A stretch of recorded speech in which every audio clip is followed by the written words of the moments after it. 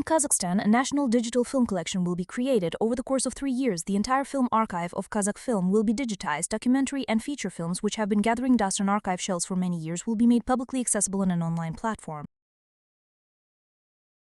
The goal of the project is to digitize the entire film collection of Kazakhstan.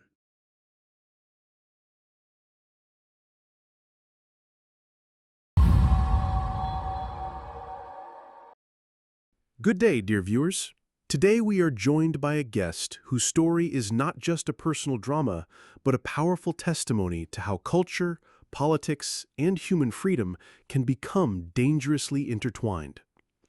Andrei Khazbulatov is a cultural scholar, artist, honored worker of the Republic of Kazakhstan, and former head of the Institute of Culture and the National Fund for the Support of Cinematography. After systemic pressure, dismissal, and threats, Andrei was forced to leave the country and is now in Argentina awaiting a decision on his asylum case. Today we will speak with Andrei about how one can go from cultural service to becoming a victim of political repression. Good day, Andrei. Hello, Sergey.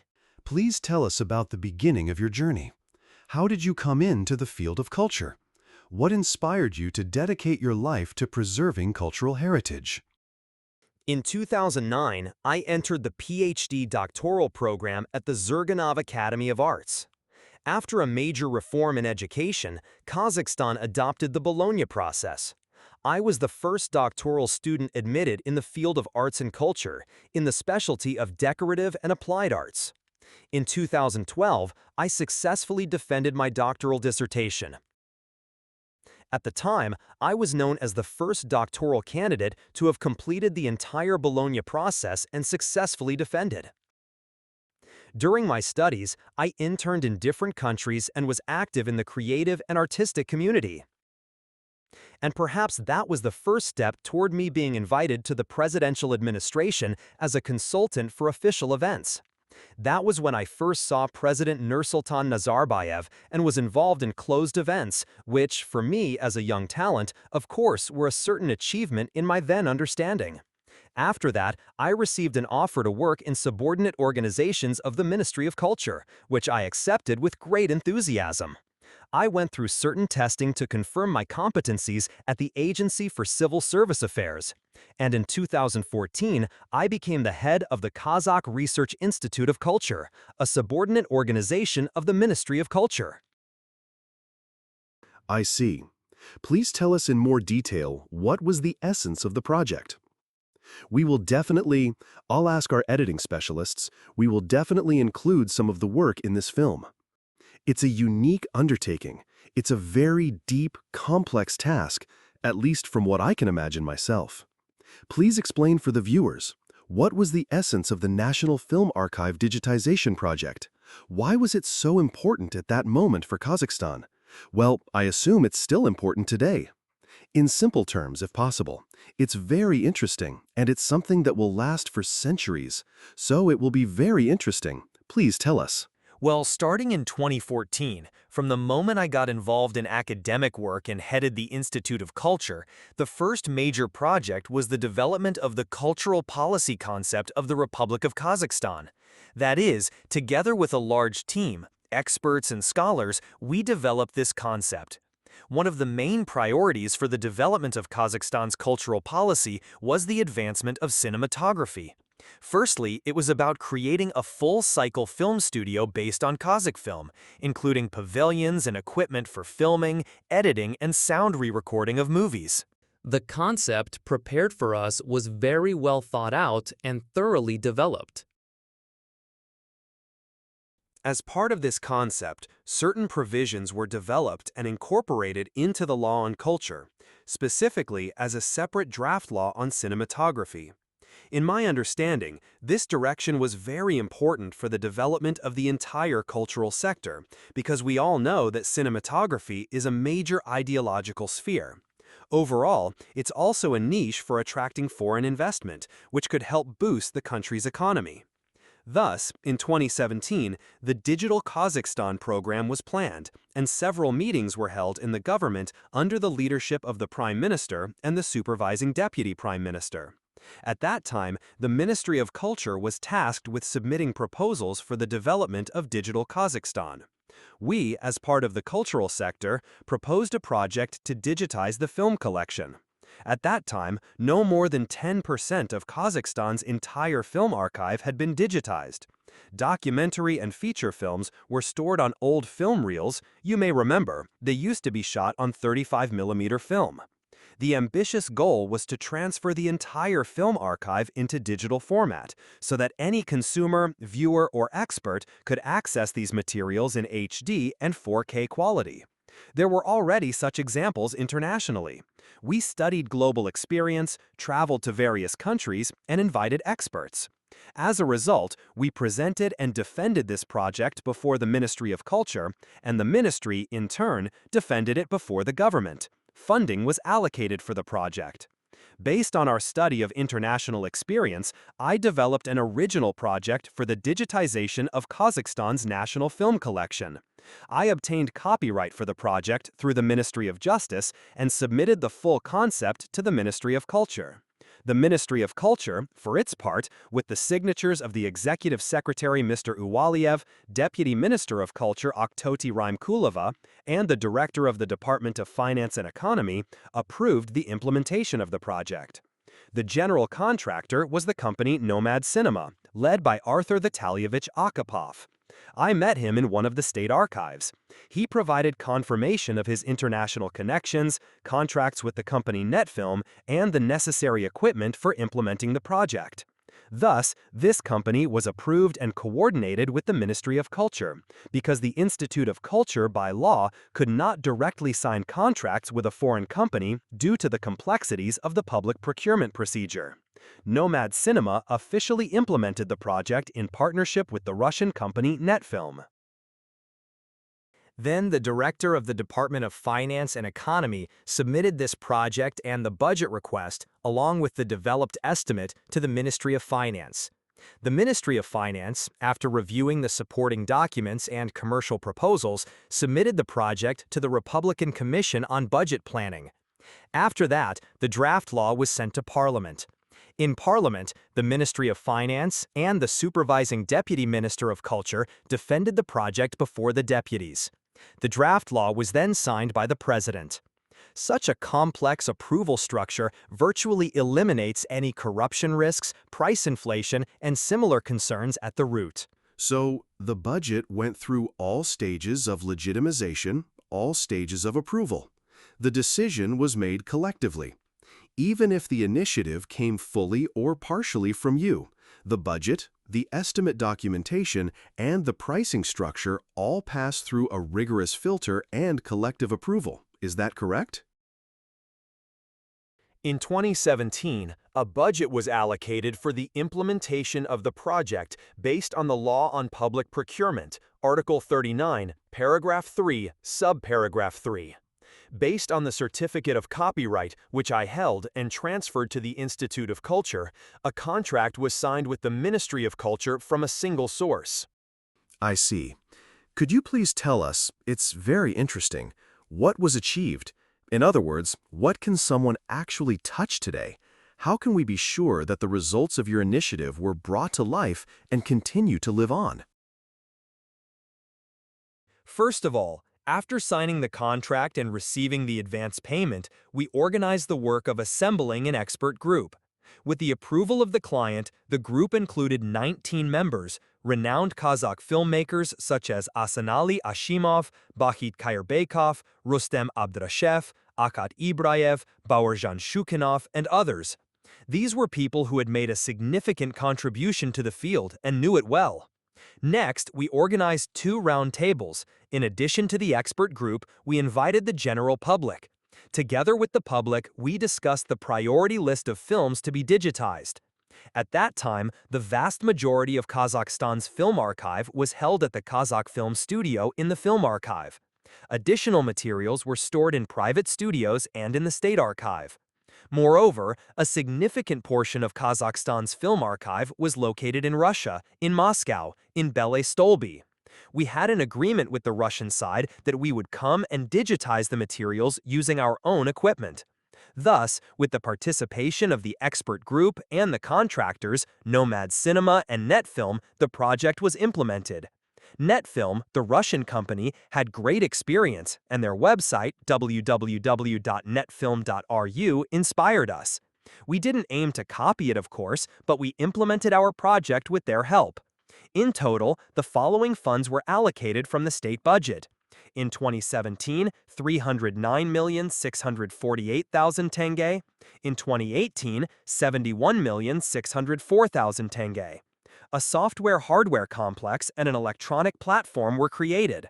Today, all of Kazakhstan's cinematographic heritage can be accessed in open access in HD and 4K formats at the digital archive filmofund.kz.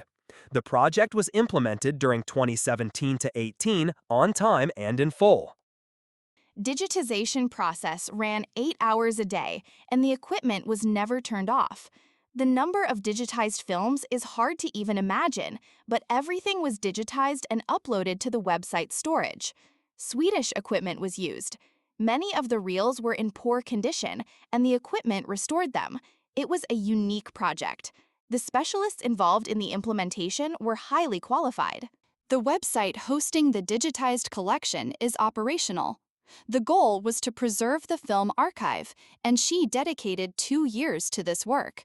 No one raised any objections during that time. The digitization was completed by 99.9% at JSC Kazakhfilm. The certificates of completion were signed only after a thorough review by structures of the Ministry of Culture. Specifically, the work was approved by Ait Kulova, Deputy Director of the Department of Culture, Barly Bayev, and Zolomanov. The final signature was made by the Director of the Department of Culture and Art, Naraz Khan. The digitization, as I mentioned earlier, was carried out in both Almaty and Moscow. The hard drives, delivered by female staff members of the Institute of Culture, particularly Zhenebekova, were brought to the Ministry of Culture, where the above-mentioned officials received them. They watched the digitized material, cross-checked it with the online archive at filmofon.kz, and only then signed the necessary certificates. At the time, the project was personally overseen, according to her official duties, by the Vice Minister of Culture, Akhtoti Rahmetulayevna Rymkulova. However, she later claimed she had no involvement in the project and bore no responsibility for it. To summarize, over 2 years, the following was digitized. In 2017, 13,809 storage units. In 2018, 7,832 storage units. Total, 21,641 storage units. What is a storage unit? It refers to a single film reel. A single film may consist of 5, 10, or even 20 such storage units. In fact, the real number of units processed was nearly double, because the digitization process was technically split. Video was digitized separately, audio was digitized separately. Then, specialists synchronized both to produce a full picture with sound. They also performed color correction and film restoration. This is extremely meticulous and technically challenging work. As I mentioned earlier, in Kazakhstan, as of our 2017 scientific assessment, no more than 10% of the National Film Archive had been digitized. In 2 years, we raised that figure to 85%. We completed tremendous work in just 2 years, work that hadn't been done in the entire 30 years of independence, let alone during the Soviet era. The archive includes documentary films, newsreels, film chronicles, feature films from both the Soviet period and the period of independence, excluding modern films that were shot digitally from the start. Andrei, I apologize, but I must ask you this. Would you be able, even approximately and with possible small mistakes, to translate the mentioned amounts? Because the sums were mentioned in tenge, large amounts, hundreds of millions of tenge. But how much is that roughly if we convert it? Let me repeat again, even if it's approximate. In dollars perhaps, or in another currency more understandable for our viewers. Because the numbers sound very big and are perceived as almost reaching the scale of billions. How much would that be? Honestly, I can't tell right off the top of my head. Let's take a calculator and count it together, based on the exchange rate. Probably better to ask the team to show this during editing. The reason I'm highlighting this separately is because when people hear that someone held a high position and large, unimaginable budgets were involved, immediately the assumption follows, well, the person must have stolen something, just because the amounts were so large. In reality, the sums, compared to the problems that have been and are being created for you, are quite minor. We know from the media about many persecuted individuals, entrepreneurs, businessmen, officials, former associates of Kazakhstan's ex-president, all over the world, in the UK, in the UAE, and so on. In most of those cases, the amounts mentioned truly are vast, unimaginably large in scale, and this is clearly not your case. Because the numbers are modest, especially when you take into account the scale of the work actually accomplished, the real results that exist and cannot be hidden, the internet remembers everything, and blockchain will remember it for centuries. Just so those numbers don't sound too harsh to the ear. Sorry for the slight digression. Now let's get to the heart of the matter. Let's talk about political pressure and sabotage. I want to ask you, how do you see it? How do you feel it? You still live under these threats. When did you first feel resistance and pressure from Kazakhstani officials? At what point did that happen? One remark regarding the previous question. I state with full responsibility, during the formation of the budget estimate, it was coordinated with the Ministry of Culture. Moreover, experts thoroughly worked out the cost of digitizing one storage unit, based on the estimated cost of the Kazakh film studio. We obtained commercial proposals from the Russian side and from the French side. Our consultant was Julian Azano, an invited advisor on international co-production and bilateral relations at the French National Center for Cinema and Animated Image, CNC, Centre National du Cinéma et de l'Image Animée. Thus, the finalized budget was significantly lower than the other proposed cost estimates. That means we did not inflate the prices, and this is easy to verify. It had already been double-checked back then through a lengthy approval process. So, let your team do the currency conversion into dollars. Please recalculate it and it can be displayed on the screen. But the fact that the prices were not inflated, that too is easy to verify. It is enough to take the average cost of digitizing one storage unit from any international company or even within Kazakhstan. As for the pressure, from the very first day that Miss Oktototi Rakhmatulayevna Raimkulayevna took office as minister, I personally felt very strong pressure on her very first day in the position. At that time, it came as a great surprise to me how a person can change literally in a single day after taking on a political position. Because I had known her since 2014. We had almost started working at the Ministry of Culture at the same time. Before that, we were colleagues. She was Vice Rector for Research at the Conservatory in Almaty, and I was Vice Rector for Research at the Academy of Arts. So our path, let's say, within the framework of the Ministry of Culture, began in 2014. And until 2019, I had not noticed any conflicts between us while she was a staff member at the ministry. But as soon as she assumed her ministerial post, she summoned me to her office and said that I had to leave my position at the National Cinematography Center, the National Film Support Center. This came as a great shock to me. I immediately disagreed. The very next day, a commission from the Ministry of Culture, consisting of several people, was sent to the Film Fund. They took all the documents. I don't know, perhaps trying to find something that, in their opinion, could compromise me. That didn't happen. The commission refused to sign the Document Acceptance Act, which led our lawyer to prepare an official statement noting that the commission had refused to sign. After that, the pressure and harassment became much more intense.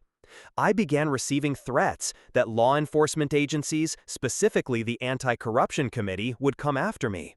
And of course, in Kazakhstan, one must admit, if Anti-Cor or the KNB comes for you, it's already an almost hopeless situation. Because I was not a civil servant, I had never been a government official, I didn't work in public service. But what was happening in Kazakhstan became perfectly clear to me at that point. I didn't argue, I understood the risks. And of course, I submitted a resignation letter of my own free will. Could you please tell us, well, both you and I understand the nature and root cause of the problems. You are not only, in my opinion, but also based on the case materials you've provided, as well as the appeals we and our lawyers have drafted and are submitting to international institutions, we understand the main cause is the fracture among the elites. With the departure of the previous president and the arrival of the new one, the power struggle continues. You are not the only one facing persecution, essentially for political reasons, although this is, of course, always masked as economic crimes because Interpol does not accept red notices for political cases. But in your view, in plain words, what do you believe is the real reason behind the persecution of you and your team as a whole? Considering that, in the criminal case, none of your colleagues, at the horizontal level, that is, the actual executors, were held criminally liable, and there have been no attempts to prosecute them. Conceptually, the persecution affected former Minister Muhammadiuli, who is currently sentenced to 11 years, based on the initial episode from his time as director of the National Museum. Yes, as I understand it, the entire prosecution started right after he left his post as Minister of Culture, and his deputy, in the person of Rymkulova, took over as minister. The political prosecution against me, as I see it, is explained by the fact that, in her opinion, and according to some witnesses, I was considered a trusted person of the former minister Muhammadiuli. But I don't know what they mean by trusted person. The director of the Institute of Culture is, by definition, a subordinate position, not a personal confidant of the Minister of Culture. At the same time, Rymkulova herself, being his deputy, wasn't she a trusted person? It seems to me that she was even more of one, just like many other heads of subordinate institutions under the Ministry of Culture. This strange term, trusted person, appears in the investigation materials. From the testimonies I read, the main accusation is that, according to some people, I was a trusted person of former Minister Muhammadiuli. But I completely deny this. I've fully corresponded to the position I held and worked to develop the country's culture. At that time, I was saving Kazakhstan's archive. Now, I'm saving myself. Yes, we know. And I'll say it again. We will definitely show the results of your work. And every viewer, or at least most of them, will form a clear and firm opinion that you are not someone who ever sought to become a government official or part of the political elite. On the contrary, you are a person of art, and this is evident through your projects and accomplishments. Even without explanation, this is obvious by the scale of your work and the projects you've carried out. Anyone who even briefly reviews the materials will understand this. Now please tell us, Andrei, what charges were brought against you? Comment on them in your own words, without legal phrasing, just as you see it. The entire accusation is based on three main points. First, the investigators claim that the project was signed illegally through a single-source procurement based on the copyright agreement. They argue that the very fact of using copyright, which legally justified the direct contract, somehow constitutes a violation. But in reality, this process was explicitly allowed under Article 39, Paragraph 3, Subparagraph 3 of the Public Procurement Law. It was fully legal and publicly documented. Second, they claim I was a trusted associate of the former minister, and for some reason, they treat this as grounds for criminal prosecution. As I've said before, that phrase is vague and legally meaningless. It's simply a personal opinion held by certain individuals. I was never part of his inner circle. I held a subordinate position within a ministry structure. That's all. Third, among the contractors and organizations we collaborated with during the project, some were later suspected of cash withdrawals, i.e., possible financial irregularities. But there is not a single record or piece of evidence showing that I received any illicit funds. Not one investigative operation, not one surveillance record, not one intercepted conversation indicates that I ever accepted money, requested it, or facilitated any illegal payment. All project funds were distributed strictly through official contracts, approved budgets, and underwent full expert examination and ministerial oversight. The project was reviewed and signed off by ministry officials, including legal and financial departments. One official, Almaz Naraskan, director of the Culture Department, was convicted based on claims that he signed the work completion reports illegally. Yet, in his statements, he insists he didn't sign them, and that I allegedly forced him to do so. Now imagine, anyone who's ever dealt with a government office knows that no one simply forces a ministry official to sign financial documents. Everything goes through official protocol. Submissions must pass through administration, legal checks, multiple department approvals. In my opinion, these officials were under pressure. Together with my lawyers and legal experts, we've analyzed all testimonies. In one early statement, a ministry representative says, "I personally reviewed and verified the project." But a month later, in another testimony, she claims, yes, Khazbulatov came in, demanded, raised his voice, and used his connections for pressure. These contradictions in witness statements clearly point to coercion, likely driven by political motives. August 3, 2022. Witness, Asel Kakarovna Aitkulova, Deputy Chair of the Culture Committee, Ministry of Culture and Sports of the Republic of Kazakhstan. Based on the expert conclusion, I personally reviewed the creative report with the list of digitized films published on the Filmofond website. Everything was done clearly, confidently, and consistently. Before my signature was placed on the document, it had already been reviewed by the Department of Economics, the Department of Finance, and the chief expert in cinematography. Only after that the acceptance certificates passed through all official channels. No one objected. Everything was approved. The documents arrived at my desk through the ministry's administrative office. Prior to that, they were initialed by the supervising vice minister, whose name I don't recall. The documents were also reviewed by the Departments of Economics and Finance, and in parallel, the creative report was reviewed by the chief cinematography expert, Mr. Omarov. November 28, 2022. Same witness, same position, but now a completely different tone. I was under constant pressure from the ministry's leadership. The director of the Kazakh Research Institute of Culture repeatedly contacted me, demanding that I urgently sign a certificate. I signed it out of fear, for myself and for my unborn child. A creative report previously reviewed and approved by all relevant experts suddenly becomes a tool of pressure.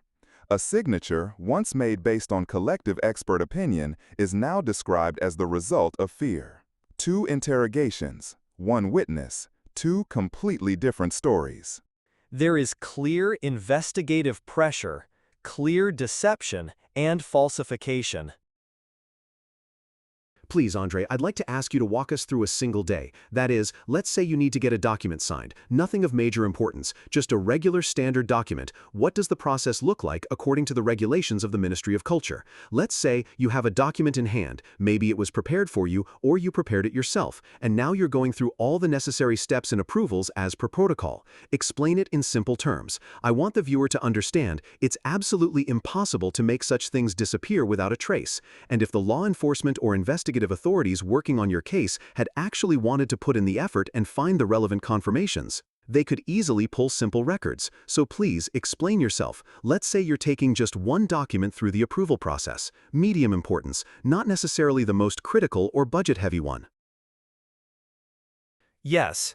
The staff structure of the Institute of Culture included about 35 people and several departments. That is, first and foremost, these were the Financial and Economic Department, the Research Department, and the Administrative Department. Let's take any project. For example, digitization was carried out over the course of 6 months. A semi-annual report is submitted. A large volume of a creative report is compiled. It includes a list of the films that were digitized, photo and video documentation of the production process, an appendix on hard drives containing the digitized films themselves.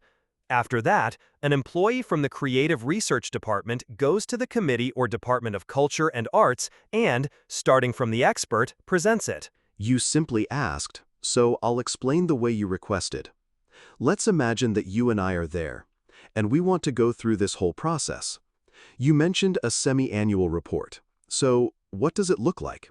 Is it a set of documents with assigned outgoing numbers, officially registered documents, and so on? I mean, down to the molecular level, as they say. Let's suppose, this morning, the task has come up. We have to submit a semi-annual report. I want, literally, step by step. Like, even down to, Aunt Tanya needs to take the papers and go. I just want the viewer to understand, and for you to explain in simple words, that no approval in such an institution can happen without registration procedures. Just very simply. After compiling the list of documents, the creative report, supporting documents, and the digitized materials, a cover letter is prepared and signed by the director. I send it to the Ministry of Culture's registry office, and after that… Well, you held such a position that you may have already forgotten about these details. You said a cover letter was prepared. That means there was an employee who drafted it and assigned it a registration number, right? Yes.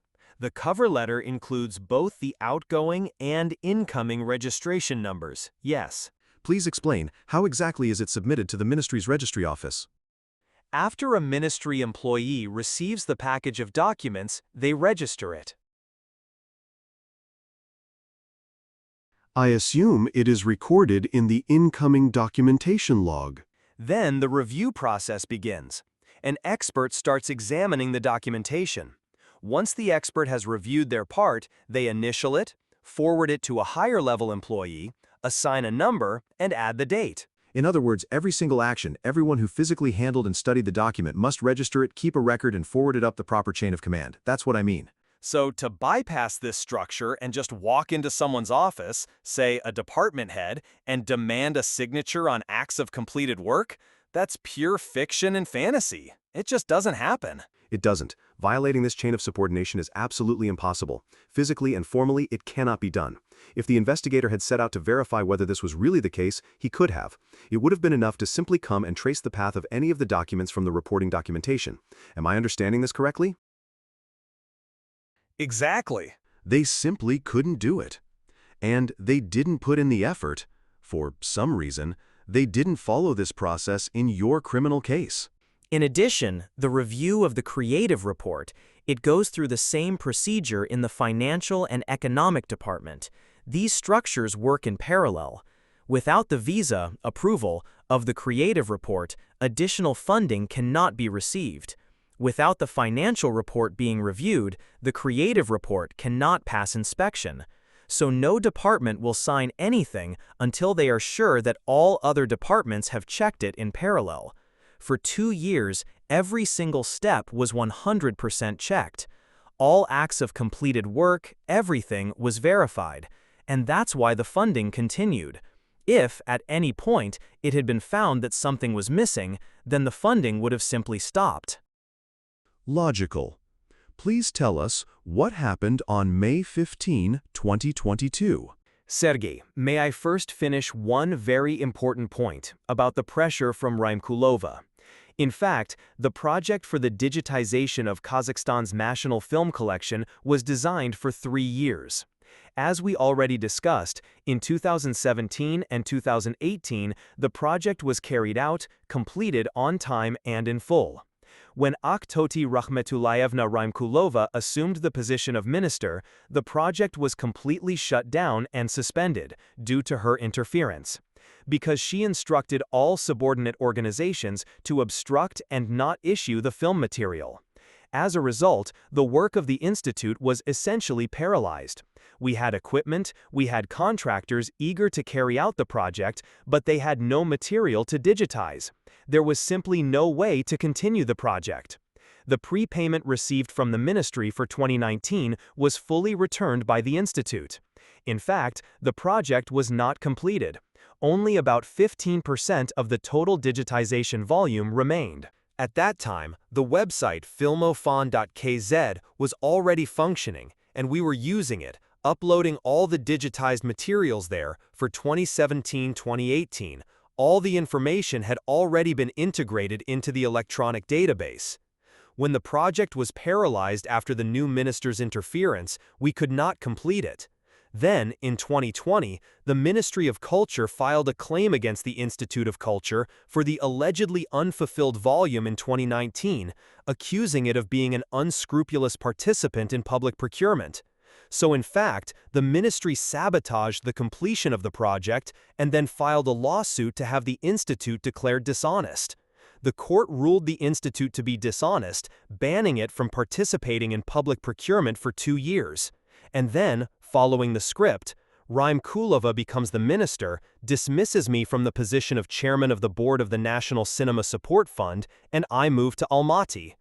As is known, at that time, on March 19, 2019, a historic event took place in Kazakhstan. The first president, Nursultan Nazarbayev, who had been in power for nearly 30 years, voluntarily resigned and transferred his powers to the Speaker of the Senate, Kassym-Jomart Tokayev. After that, elections were held, and Tokayev officially became the head of state. From 2019 to 2022, there was a prolonged conflict between Rymkulova and Muhammaduli over the minister's position. This was discussed not only behind the scenes but also in the media. I was also informed about the case involving Zhamankulov, the head of the theater sector.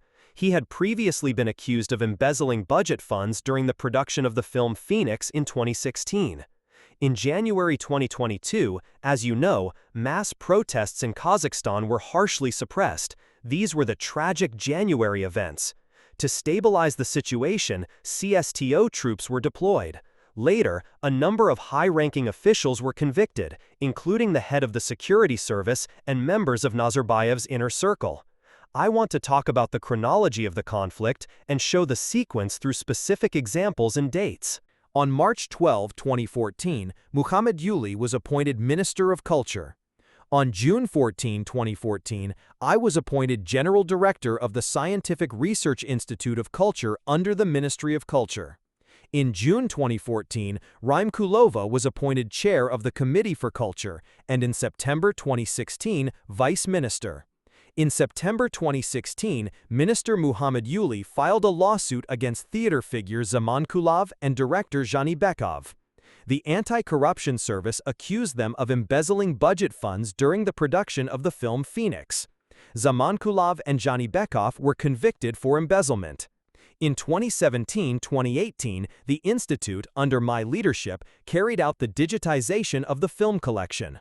I held the copyright to the project, which, as it turned out, caused great irritation to Rymkulova, who was seeking to become minister and fighting for influence in the cinematography sector. On July 31, 2019, according to official information from ARGA, President Tokayev officially received Zhamankulov, previously convicted of embezzlement, at his residence.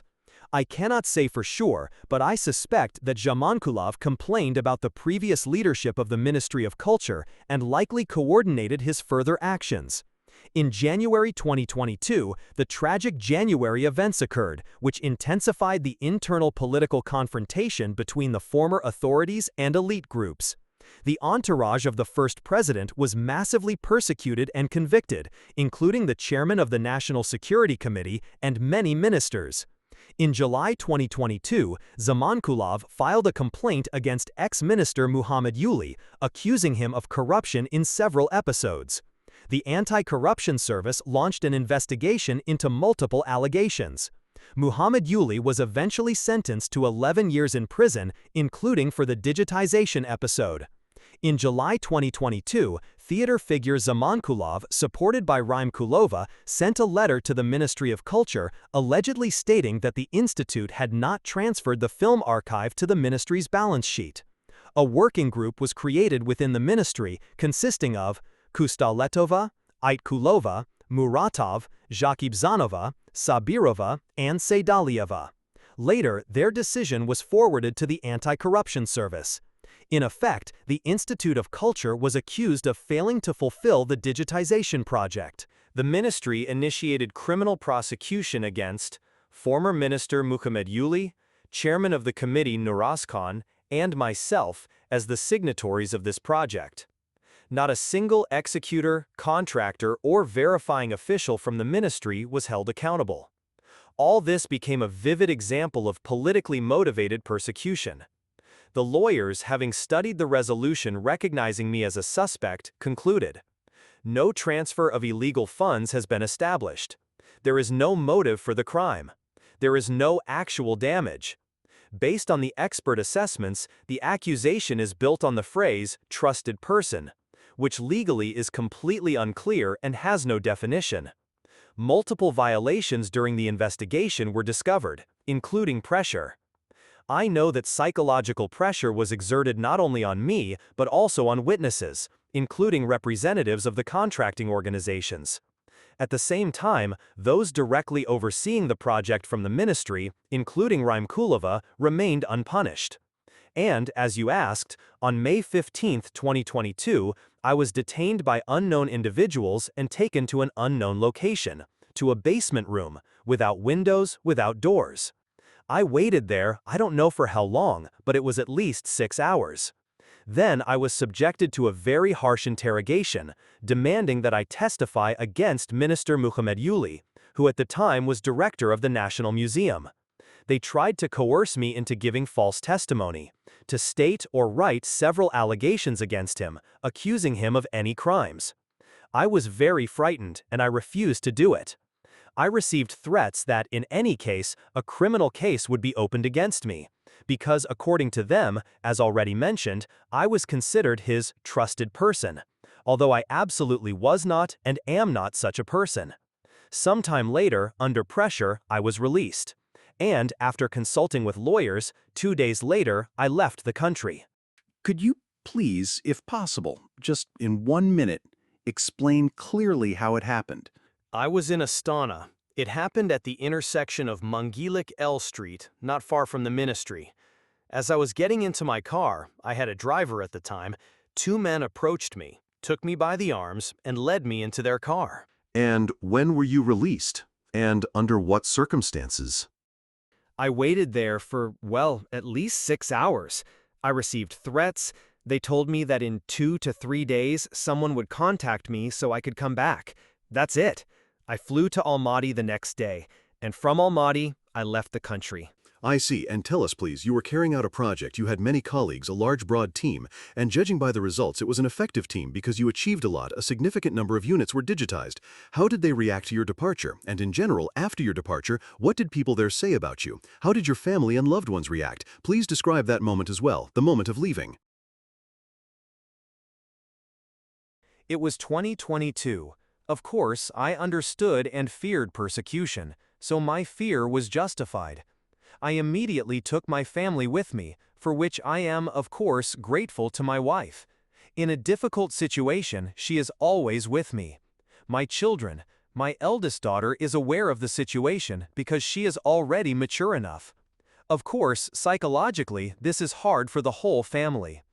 Throughout this period, I've been supported not only by my former colleagues, but also by the international community.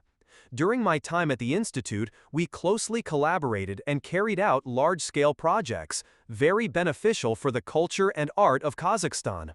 The goal was always to develop the arts, develop culture, and contribute to the cultural heritage of Kazakhstan. And unfortunately, the situation turned out that now I am undesirable to the current authorities, and my entire biography, or any useful contribution I've made to science, has been completely trampled into the dirt. Because when I was declared wanted, it spread across all the major Kazakhstani media. Of course, now, if you Google my first and last name, the first results say that I'm wanted, and in that tone.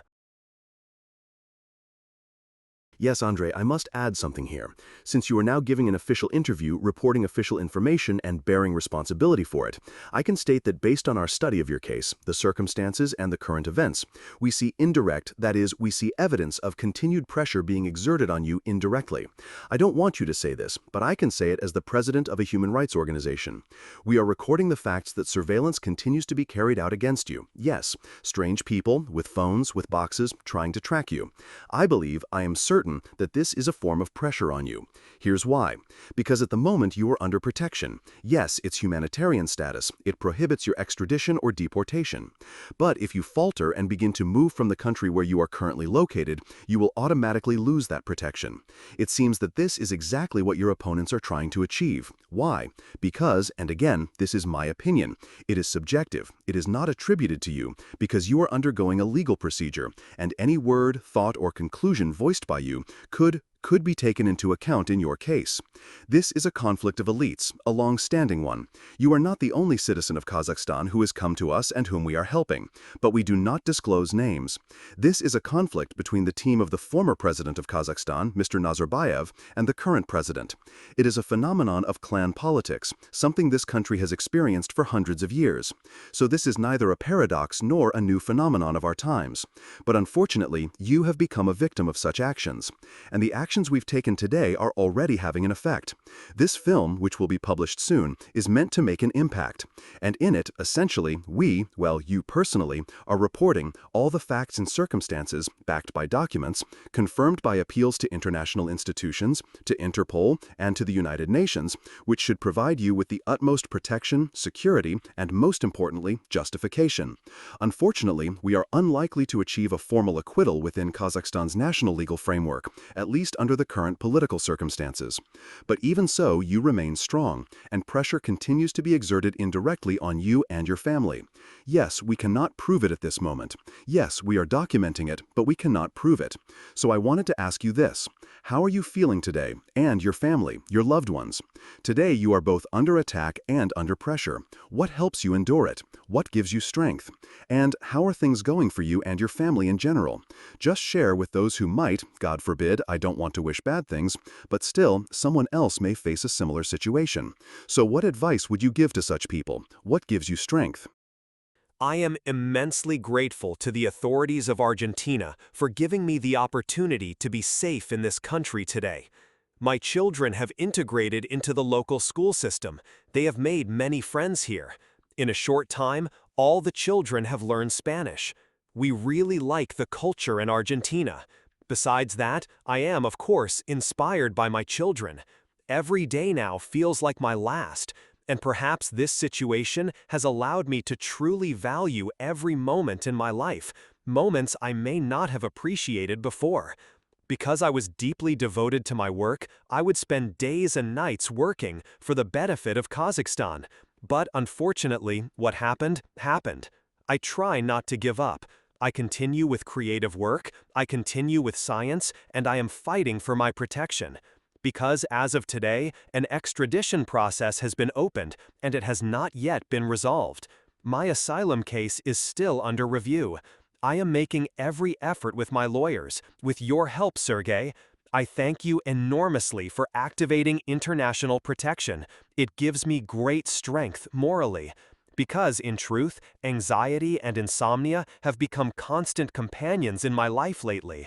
But when you are supported by friends, family, and respected lawyers, that gives you strength. What I can say is, don't despair. You must always hope for the best, but be prepared for the worst. I hope that everything will turn out well for us, and that we will achieve justice, we will achieve freedom. And I still want to defend my rights and tell everyone that serving in government comes with real risks. I didn't realize that before.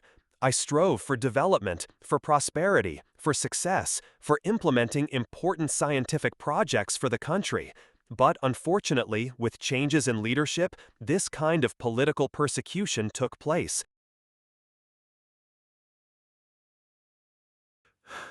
Thank you. Thank you, Sergey. I wish everyone health and success in this world.